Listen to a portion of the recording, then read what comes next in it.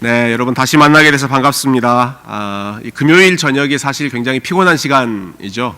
모든 분들이 다 피곤하실 테고 또 많은 분들 보니까 이 토요일 오전에 아이들 데리고 한국 학교 하시는 분들도 계시고 굉장히 바쁜 일정인데도 이렇게 금요일 저녁에 여러분 나와 주셔서 또 하나님 아는 일에 열심을 내시는 모습에 크게 도전을 받습니다.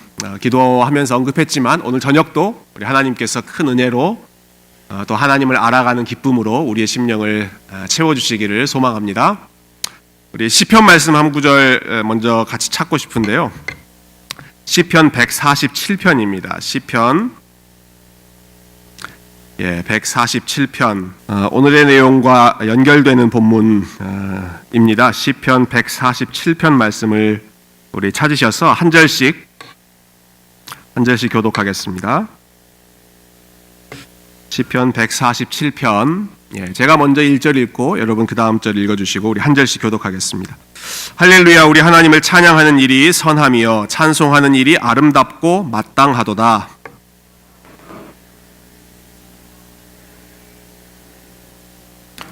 상심한 자들을 고치시며 그들의 상처를 싸매시는도다.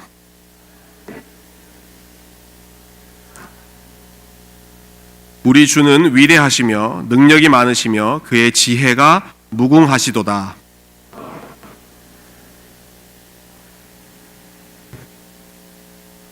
감사함으로 여호와께 노래하며 수금으로 하나님께 찬양할지어다.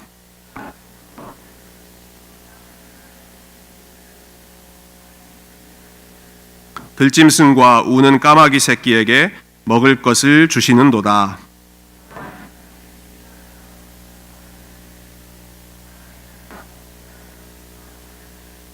여호와는 자기를 경외하는 자들과 그의 인자하심을 바라는 자들을 기뻐하시는도다.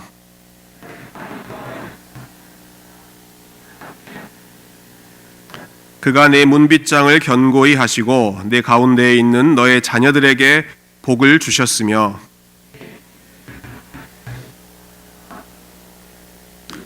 그의 명령을 땅에 보내시니 그의 말씀이 속히 달리는도다. 우박을 떡 부스러기 같이 뿌리시나니 누가 능히 그의 추위를 감당하리요.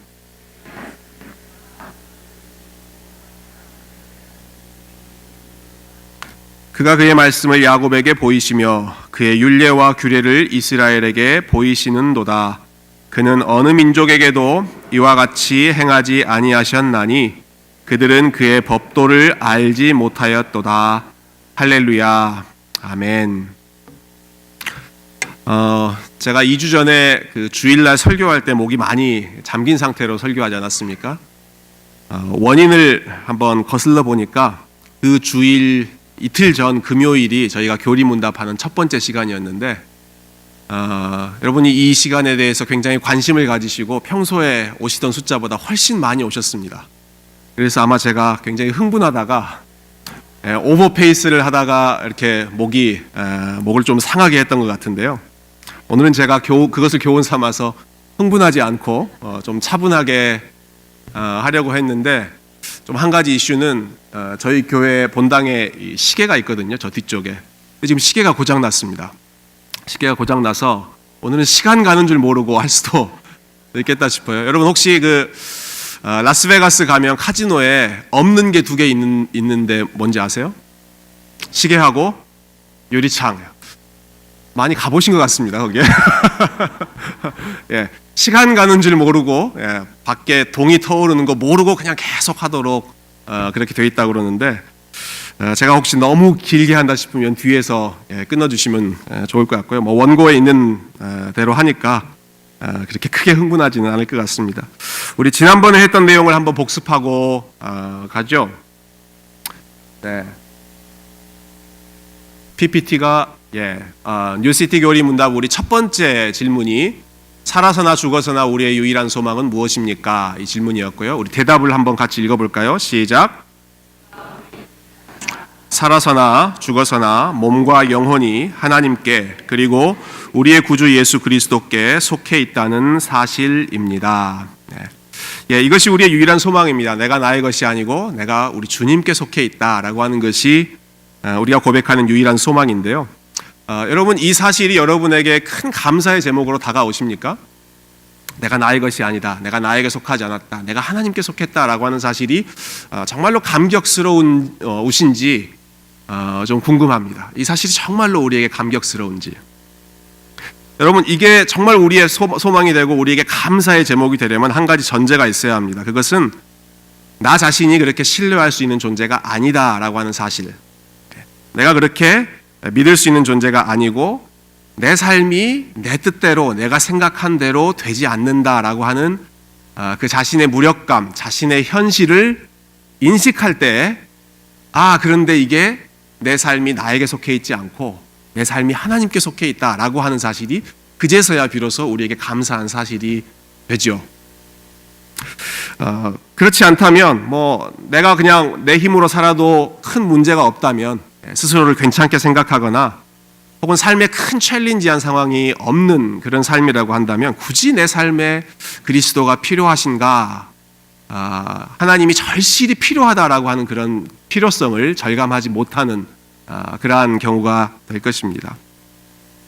저희가 주일 사역을 마치면 월요일 오전에 교역자들이 함께 모입니다. 그래서 주일 사역을 리뷰하고 또 한 주간의 사역을 저희가 계획을 나누는데요. 지난 월요일 스텝 미팅 때 각자 그 전날 어떤 설교를 했는지를 함께 나눴습니다. 주일학교를 담당하시는 우리 윤성현 전도사님, 또 중고등부를 담당하시는 우리 강명우 전도사님이 굉장히 흥미로운 이야기를 나눠주셨는데, 그 전날 주일학교에서 나눈 주제가 요셉이었답니다. 그래서 전도사님이 우리 요셉에 대한 이야기를 하시면서 우리도 요셉처럼 고난이 있을 때에도 우리 하나님만 붙들고 나아가면 하나님께서 우리의 삶을 선하게 인도해 주실 것이다 라고 하는 그러한 메시지를 준비해서 열심히 설교하셨습니다. 근데 나중에 끝나고 본인이 이제 피드백을 생각을 해보니까 흥미로운 사실을 발견하셨다는 거예요. 요셉의 고난을 설명하면서 우리 아이들에게 고난을 이야기했는데, 생각해보니까 아이들이 고난이 뭔지를 잘 모르는 그런 삶을 살고 있더라라고 하는 것입니다. 너무 이 땅에서, 미국에서 또 좋은 부모님들 밑에서 이렇게 풍족한 삶을 살고 있기 때문에 고난이 있어야 삶이 어렵구나, 하나님의 도우심이 필요하구나, 그러한 필요성을 절박하게 생각하고 그래서 우리에게 그리스도가 필요하다, 이것을 절실히 느낄 텐데, 아이들이 고난이 뭔지를 모르는 너무 풍족한 삶에서 살고 있다는 것이죠. 그렇다 보니까 하나님이 우리를 구원해 주셨다라고 하는 사실도 그렇게 감격스럽지가 않습니다. 내 삶이 나에게 속하지 않고 하나님께 속했다라고 하는 사실도 그렇게 감사한 그런 제목이 되지 않고, 그냥 그렇게 이야기하니까 고개만 끄덕거릴 뿐, 그 사실에 대한 정말 가슴 깊은 곳에서 나오는 감사함이 없다는 사실을 좀 우리가 무겁게 생각했는데요. 저희 애들도 보면 뭐가 제일 힘드냐라고 물어보면 아침에 6시 50분에 일어나서 학교 가는 게 제일 힘들다고 그러더라고요. 그게 제일 힘든 정도의 삶이니, 요즘에 우리 어린 아이들 또 풍족한 곳에서, 풍족한 상황에 살아가는 그런 삶이 하나님의 도우심을 절실히 요청하는 그러한 마음이 들기가 쉽지가 않죠. 그런데 우리가 지금 이 방금 전에 고백했던 이 고백, 사도 바울도 고백했고, 종교개혁 당시에 많은 믿음의 선진들이 고백했고, 또 한국교회 초창기에 많은 우리의 선배들이 고백했던 이 고백, 우리의 삶이 우리의 것이 아니라 하나님의 것입니다 라고 하는 이 고백은 평탄한 상황에서 나온 고백이 절대로 아니었습니다. 정말 믿음 때문에 생사를 걸어야 했던 그런 상황에서 정말로 저들에게 유일한 소망은, 사도 바울에게 유일한 소망이자 기쁨, 종교개혁 당시에 믿음 때문에 많은 것을 포기해야 했던 그런 사람들에게는 그러한 어려운 순간에도 우리가 우리의 것이 아니라 우리가 하나님의 것이다 라고 하는 사실, 그것이 그들에게는 가장 큰 위로와 기쁨이 되었던 것이죠. 물론 삶이 평탄할 때도 이 고백이 필요합니다만은, 삶이 만만치 않을수록 이 1번 문제, 1번 문답의 고백은 우리의 마음에 가장 가장 큰 위로와 소망을 주는, 가장 큰 감사를 주는 그런 고백입니다.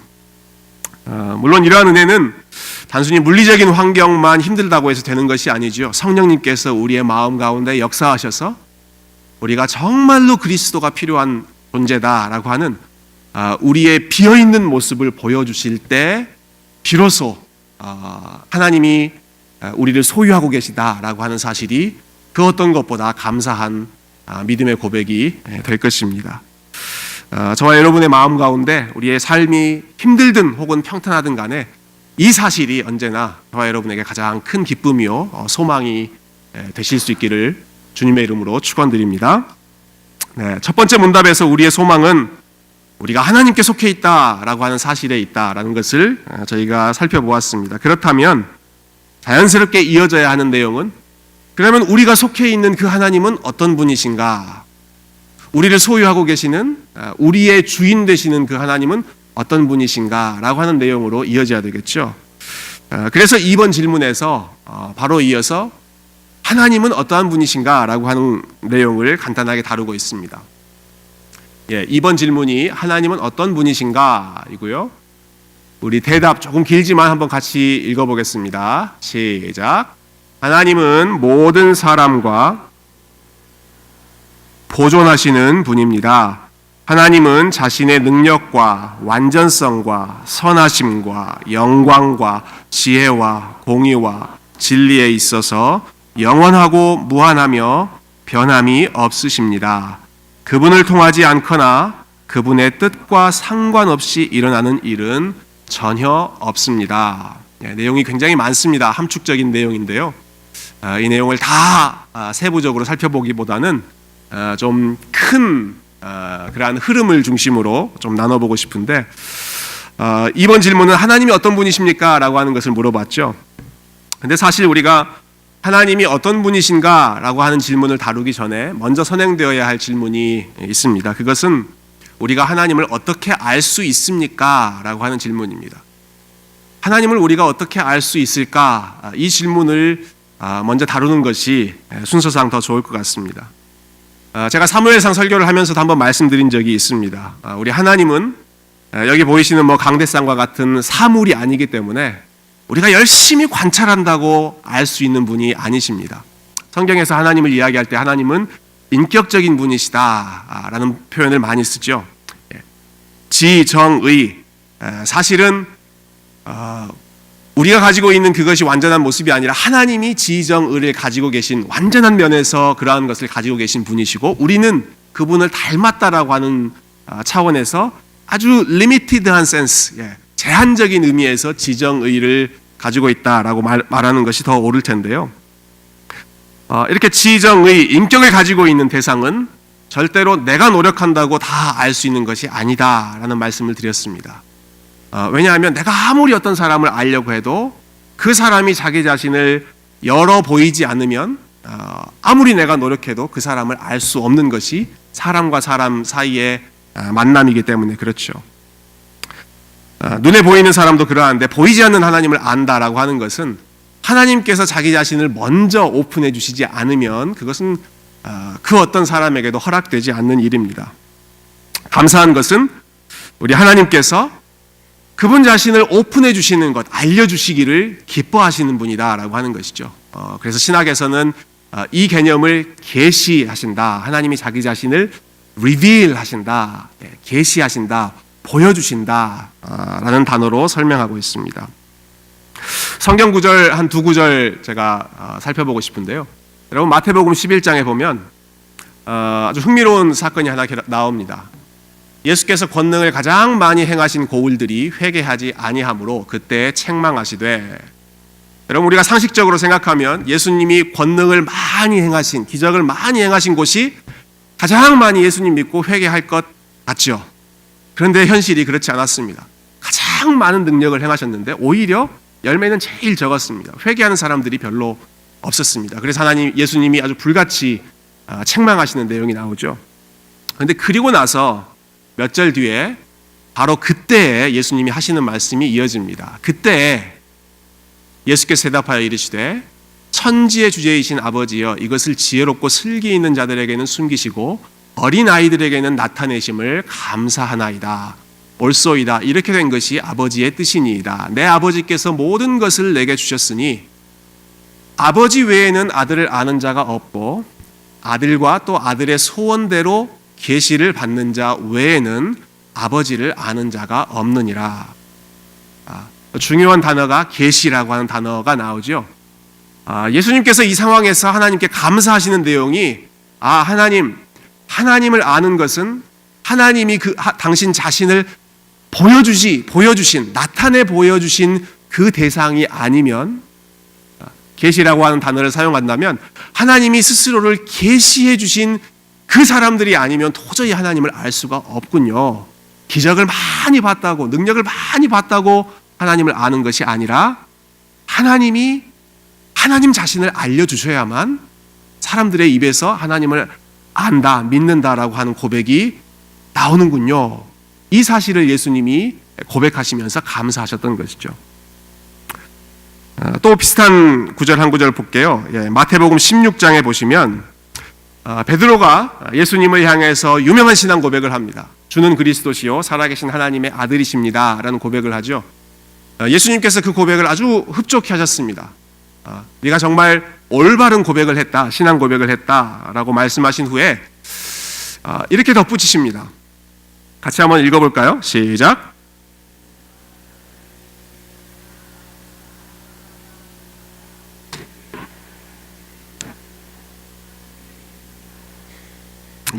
이를 내게 알게 한 이가 누구라고요? 하늘에 계신 내 아버지이시다. 주는 그리스도시요 살아계신 하나님의 아들이십니다 라고 하는 이 고백이 베드로가 똑똑해서 나온 게 아니고, 누구한테 배워서 그 고백을 할 수 있었던 게 아니고, 하늘에 계신 내 아버지께서 너에게 알게 하셨다.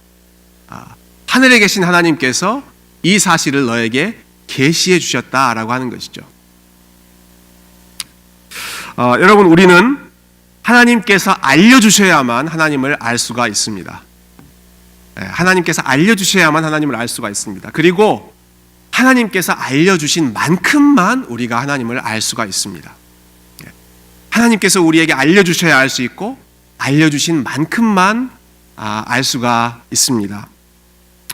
하나님께서 그분 자신을 알려주신 것이 우리가 가지고 있는 이 성경이죠. 물론 하나님께서 자연을 통해서도 그분 자신을 많이 계시해 주셨습니다마는 이 성경에 있는 언어 계시, 성경 계시를 통해서 하나님을 가장 풍성하게 또 정확하게 알 수 있도록 계시해 주셨기 때문에 우리는 성경을 통해서만 하나님을 알 수 있고, 성경이 알려주는 만큼만 하나님을 알 수가 있습니다. 이게 우리가 하나님을 알아가는 데 있어서 가장 첫 번째 되는 기본적인 원리라고 할 수 있습니다. 성경을 통해서만, 그리고 성경이 가르쳐주는 만큼만 하나님을 알 수 있다는 것이죠. 종종 어떤 분들은 이런 생각 하시는 것 같아요. 우리 교회 목사님은 맨날 성경에 있는 내용만 이야기하셔. 근데 어디 갔는데 그 목사는 성경에서 말하지 않는 것을 아주 재미있게 가르쳐준다라고 하는 사실에 솔깃해서 그 목사님이 아주 용한 목사님이다, 이렇게 가시는 분들이 종종 계십니다.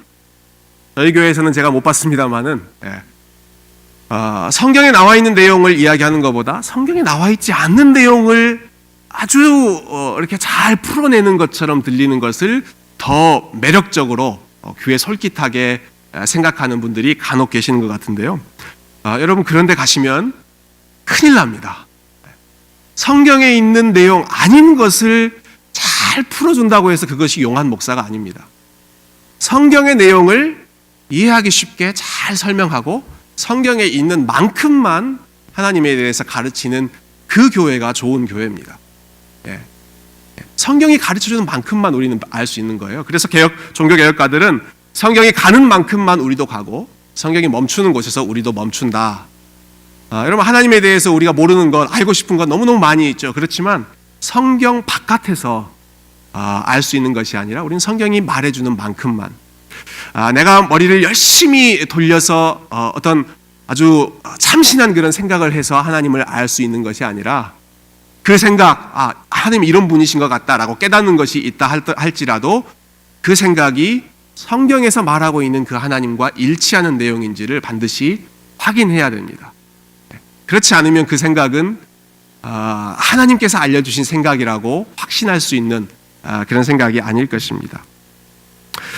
그래서 오늘 우리가 2번 문제에서 하나님은 어떤 분이신가? 라는 질문에 대한 답 역시도 여러분 사람마다 하나님에 대한 개념, 하나님에 대한 생각이 다릅니다만은 그것을 바탕으로 하나님에 대해서 설명하는 것이 아니라 성경에서 하나님에 대해서 말해주고 있는 내용, 조금 더 정확히 표현한다면 하나님께서 성경을 통하여 그분 자신에 대해서 알려주신 그 내용을 바탕으로 하나님이 어떤 분이신가라고 하는 것을 우리가 생각하는 것이죠.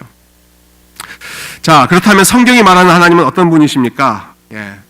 우리가 아까 읽었습니다마는 총 3개의 문장으로 구성되어 있는데요. 저는 제일 먼저 이 첫 번째 문장, 하나님은 모든 사람과 모든 것을 창조하시며 보존하시는 분이시다.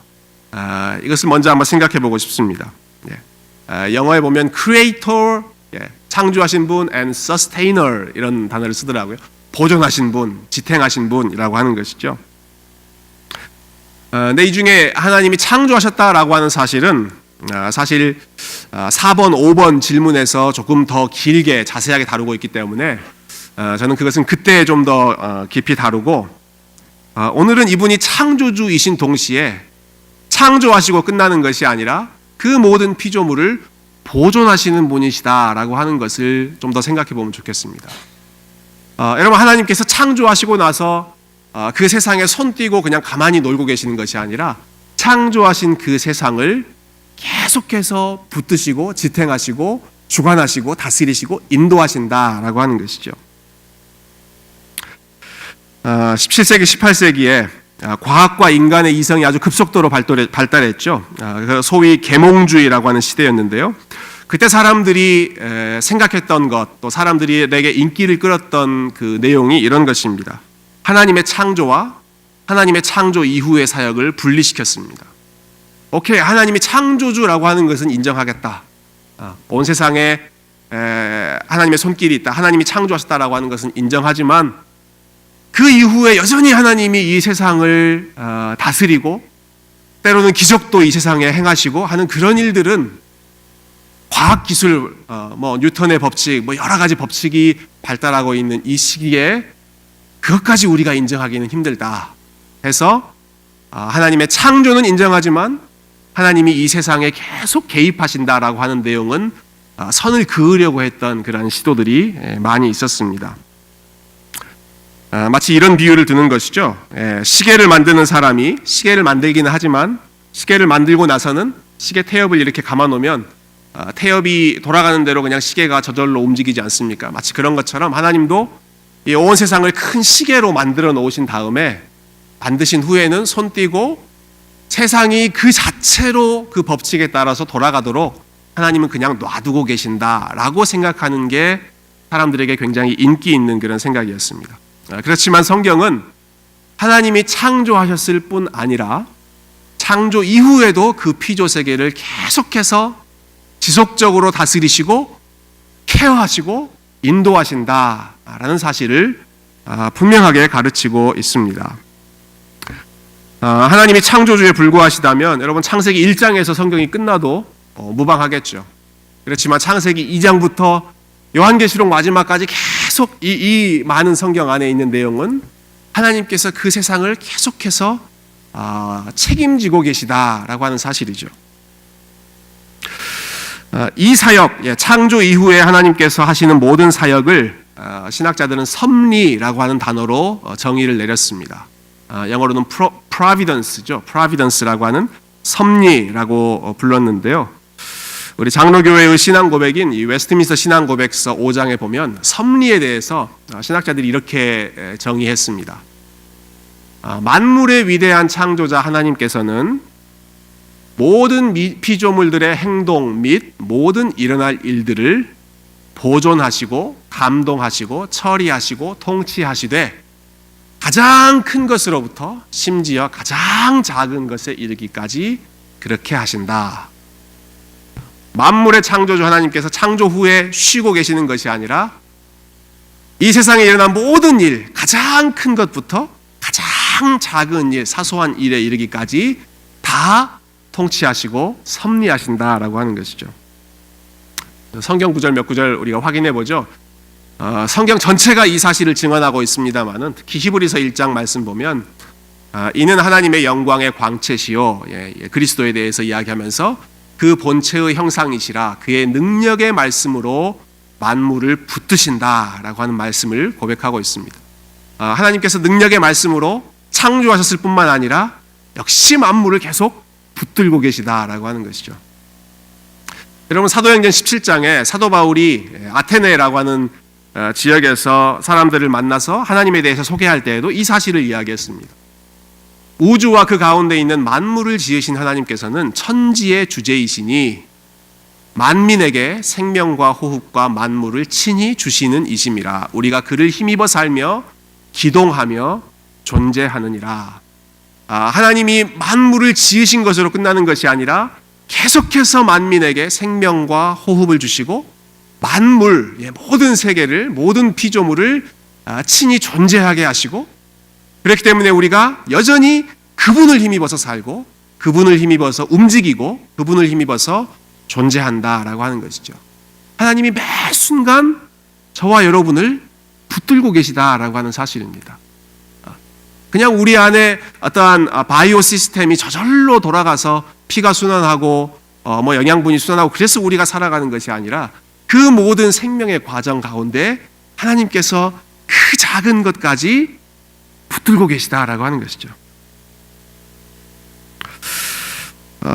하나님께서 섭리하시는 범위가 가장 큰 것으로부터 가장 작은 것에 이르기까지 하신다라고 설명했는데요. 우리가 오늘 읽었던 이 시편 147편에 보면 하나님께서 그 피조세계를 책임지시기 위해서 얼마나 바삐 움직이시는지, 또 하나님께서 다스리시는 그 영역이 얼마나 광범위한지를 잘 보여주고 있습니다. 4절 보시면 별들의 수효를 세시고 그것들을 다 이름대로 부르신다. 별이 얼마나 무궁무진합니까? 그런데 하나님이 별들의 수효를 다 세신다. 구름으로 하늘을 덮으시며 땅을 위하여 비를 준비하시며 산에 풀이 자라게 하시며 들짐승과 우는 까마귀 새끼에게 먹을 것을 주시는도다. 인간이 아닌 동물, 식물들에게도 먹을 것, 생명을 유지하게 하시는 분이 하나님이신 것이죠. 또 16절, 17절 눈을 양털같이 내리시며 서리를 재같이 흩으시며 우박을 떡 부스러기 같이 뿌리시나니 누가 능히 그의 추위를 감당하리요. 조지아에서 잘 경험하기 어려운 그런 내용입니다만은 이번 주말에 여러분 굉장히 춥다 그래요. 20도 가까운 온도까지 내려간다고 그러는데요. 눈을 내리시고 서리를 내리시고 우박을 내리시고 그분의 추위를 이 땅 가운데 허락하신 것도 하나님이시다. 이렇게 고백하는 것이죠. 이러한 피조 만물뿐만이 아니라 하나님께서 특별히 섭리하시는 대상은 인간이죠. 하나님의 형상으로 창조된 인간입니다. 우리 2절과 3절 한번 읽어볼까요? 시작.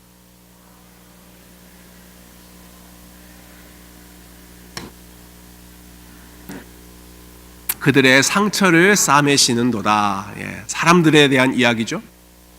여호와께서 겸손한 자들은 붙드시고 악인들은 땅에 엎드러 뜨리시는도다.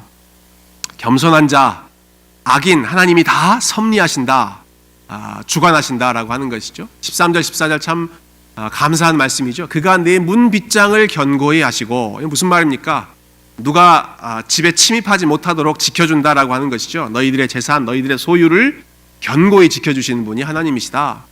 네 가운데 있는 너희 자녀들에게 복을 주셨으며 내 경내를 평안하게 하시고 아름다운 밀로 너를 배불리시며, 제가 몇 부분만 시간 관계상 뽑았습니다마는 시편 147편 전체가 어마어마한 사이즈를 가지고 있는 우주로부터 지극히 작은 미물에 불과하기까지 하나님의 그 아버지로서의 생명이, 그 돌보심이 미치지 않는 영역이 한 군데도 없다라고 하는 것을 선포하고 찬양하는 그런 고백입니다.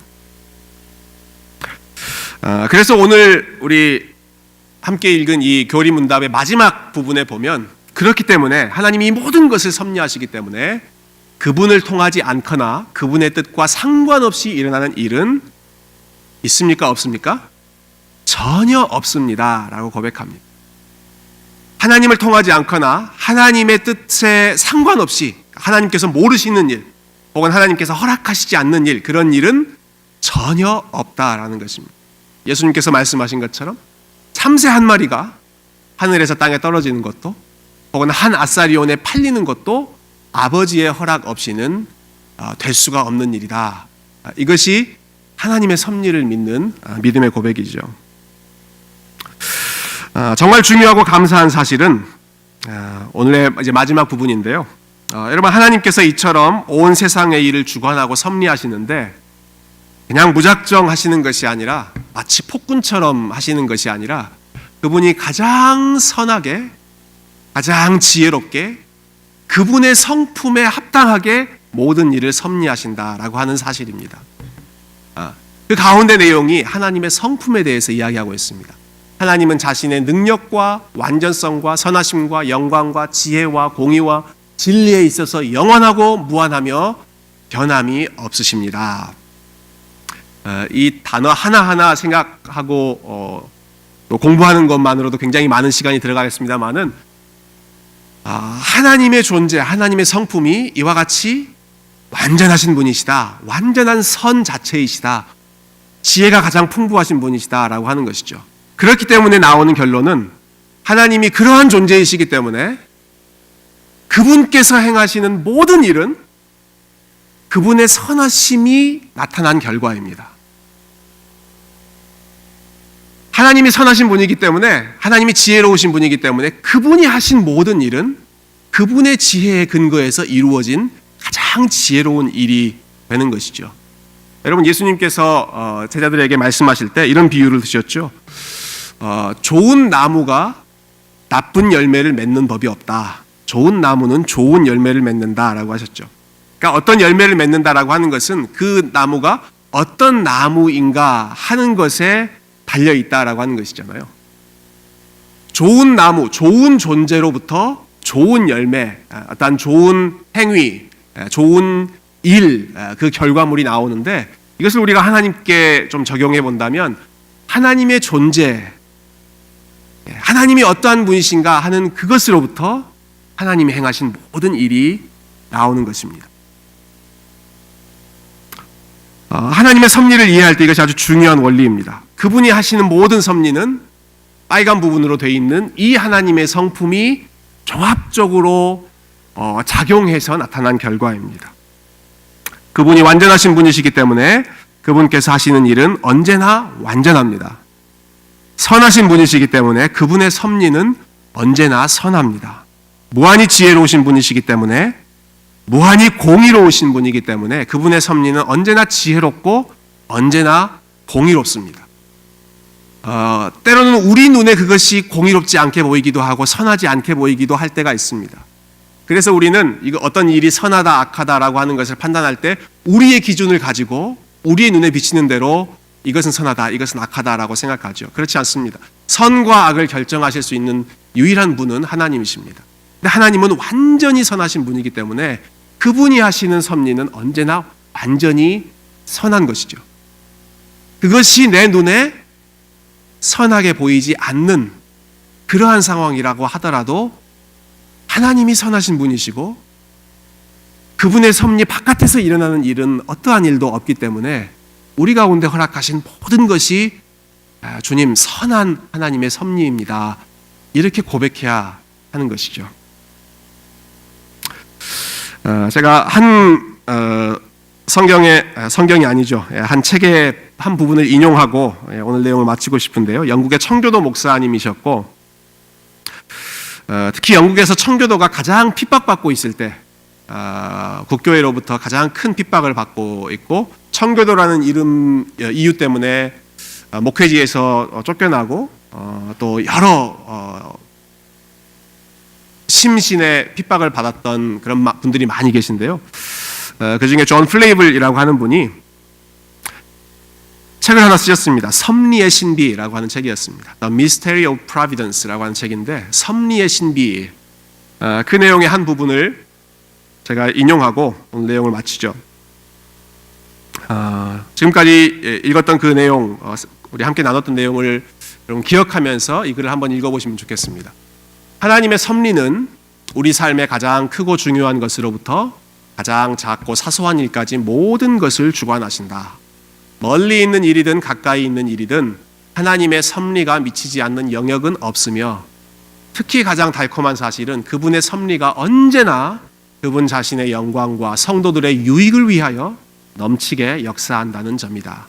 하나님의 섭리는 모든 것들을 질서 있고 적절하게 배치하신다. 그 누구도 하나님을 향하여 고난이 없었다면 지금 이 상황보다 훨씬 더 좋았을 텐데 라고 말할 수 없다.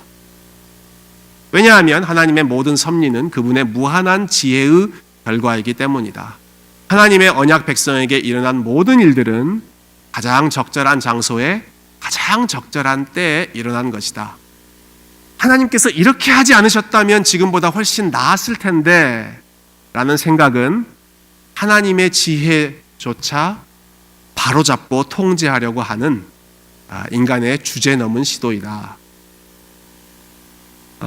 여러분, 얼마나 철저하게 하나님의 섭리를 고백한 사람들이었는지 우리의 믿음의 선배들, 청교도들이 하나님의 섭리, 하나님의 주권을 이와 같이 철저하게 고백했습니다.